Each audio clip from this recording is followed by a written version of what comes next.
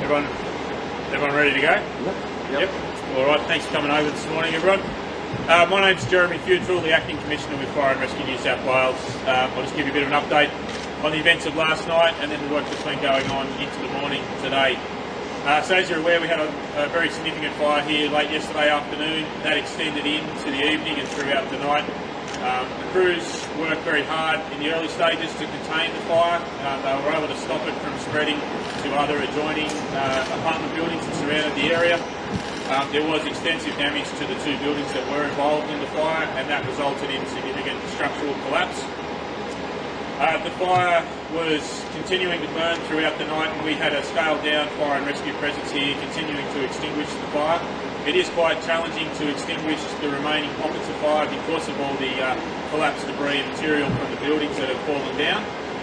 But we continue to just sort of keep wetting down the hot spots, and it will continue for some time to get final extinguishment there. This morning we've been using our remotely piloted aircraft system, or a drone with a camera on it, to have a closer look at the scene and investigate as much of that as we can to get an understanding of the state of the building. We've also been working with engineers from New South Wales Public Works who are doing an assessment of the risk of the remaining walls and their integrity.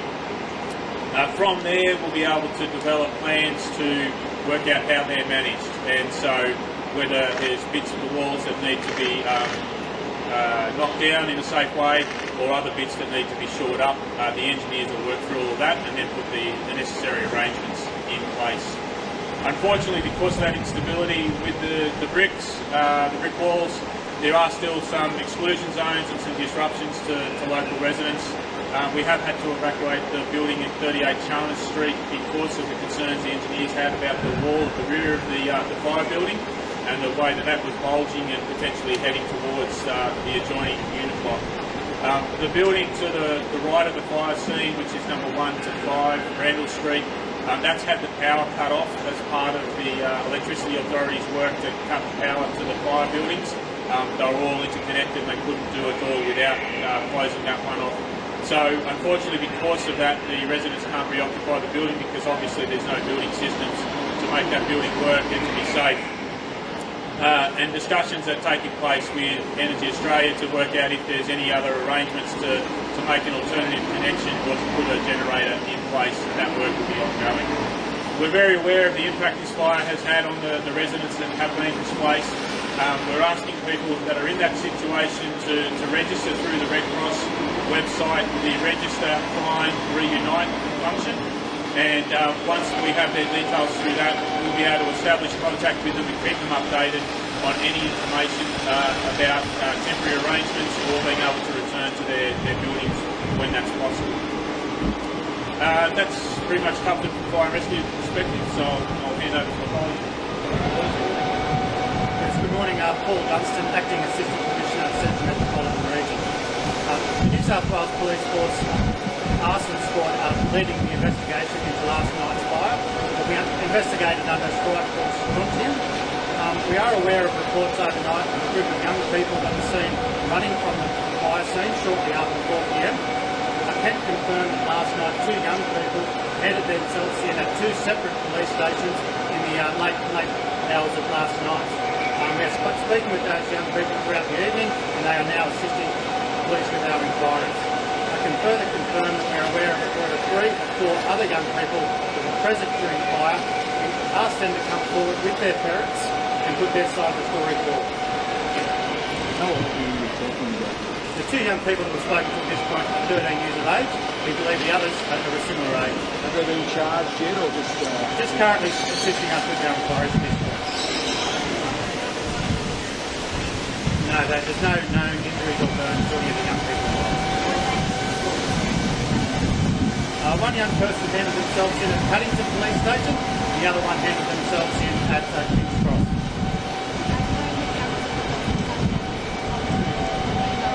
We're aware that that building has been vacant for approximately 12 months. Some deconstruction work has been taking place. We're aware that some people from time to time sleep rough at that location, and young people visiting is not something we're aware of prior to yesterday. Yes, they were inside the building. Not at this point. As I said, they're assisting us with our inquiries. We're waiting for other people to come forward. We'd like to speak to them before we go into further details of what's happening inside that building. We are aware that people were sleeping rough in the building the night before, up to 15 people. We have spoken to 13 of those people and confirmed that they are safe and well. There are 2 other people that we'd like to just track down and just confirm that they are safe and well, and our detectives are working furiously to try and locate those people. Have police ever had any sporadic complaints about noise? I'm not aware of any other issues relating to this building. No, 13-year-old school kids? No, they weren't known to us. Yeah, read the children. Any description of them? Were they in school uniform? What can you say? No, I've got no further description at this point. Have they made any admissions about? As I said, they're working with us at the moment. We're obtaining statements and they're assisting us with our inquiries. Not that I'm aware of, no. Can we speak to the files? Yep. So just where we are at this point, the future of these buildings. I know it's early and the engineers still probably looking, but what's the scenario here? Look, it will depend on what the engineering assessment is, and then also how they deal with the issues there. If there's any chance of saving parts of the building, I guess that's an option that will be explored, but it's too early to make any commitments one way or the other. Are you worried about the wind today? Because the walls obviously aren't that secure and the wind is quite strong. Are you worried about that? At the moment, the engineers are quite comfortable with the conditions of the walls in relation to the wind, but it is something we will monitor closely. Can you give us one idea of just how many buildings have been impacted by this fire? At a rough count, there's about 3 or 4 very close by buildings that have been directly impacted. That is the buildings that we evacuated at the time.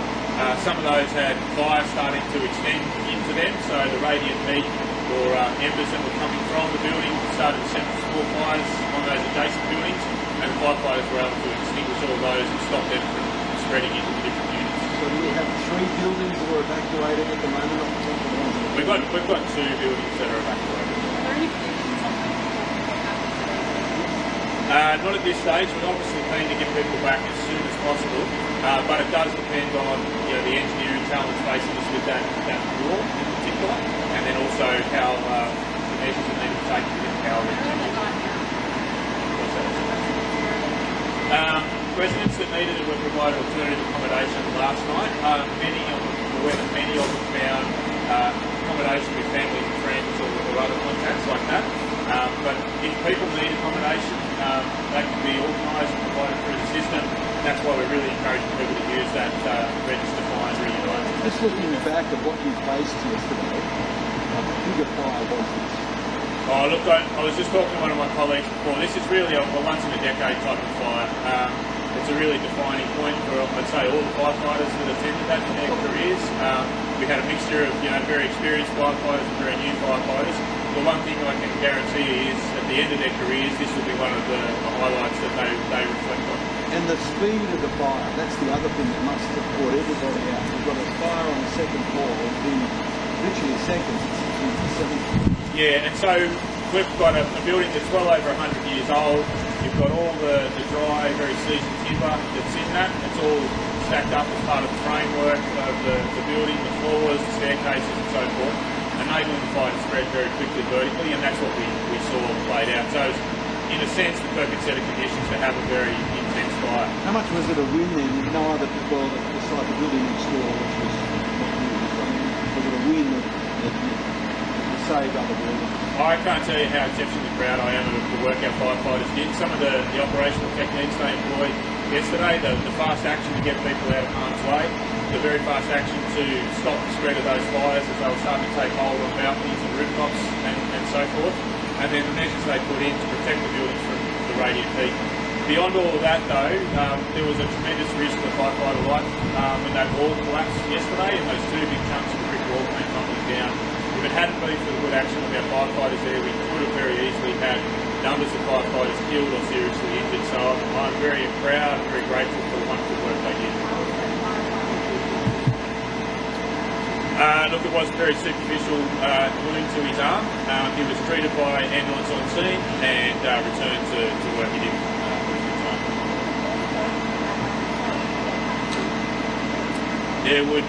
That's probably how the engineers will tackle it if they need to. If they can't shore them and be comfortable with their stability, the option then is a controlled demolition.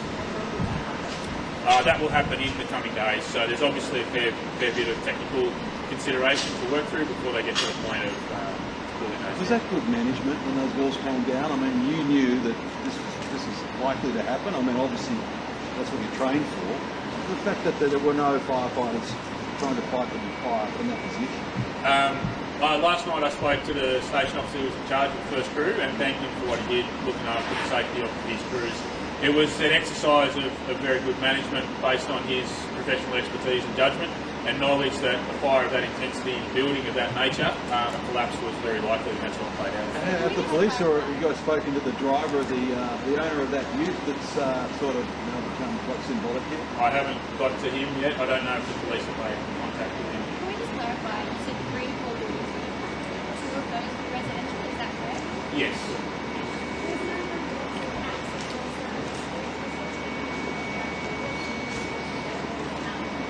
Yeah, so as people were evacuated last night, we had a coordinated effort with the police who were helping to manage that. We did start to get information from people who needed medication, who needed pets and so forth retrieved. We even had one lady who was due to have a wedding in Hobart or in Tasmania, and firefighters were able to go and retrieve her wedding dress. So that's a very happy bride, I would imagine.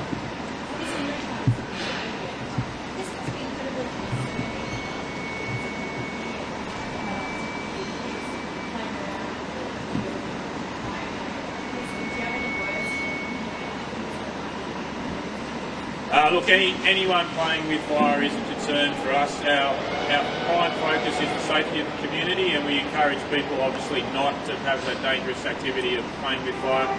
It can very easily get out of hand, but what we also see is a lot of times kids will be playing with fire and they end up getting really seriously burnt. And one of the big bits of work we do is supporting the burns unit at the Children's Hospital, and all of our firefighters are very aware of the devastation when young kids are injured in fire.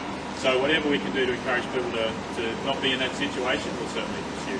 Superintendent, I don't have charges happening, but you said potentially an update on the size and scale of what happened. Yeah, the investigation's underway as we speak, and depending on how things unfold and when we search the premises and now what we locate, there's a number of possibilities that these young offenders. Just regarding the youth as well, have you had anyone?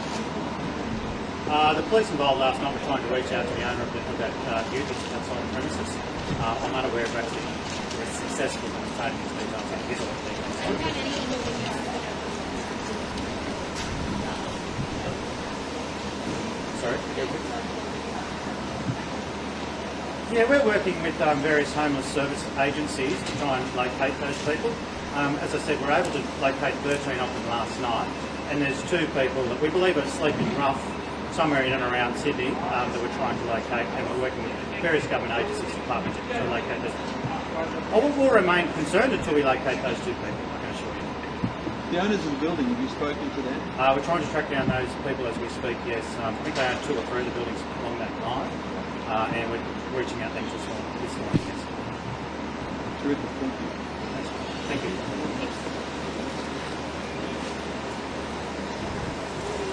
Thank you. Very good.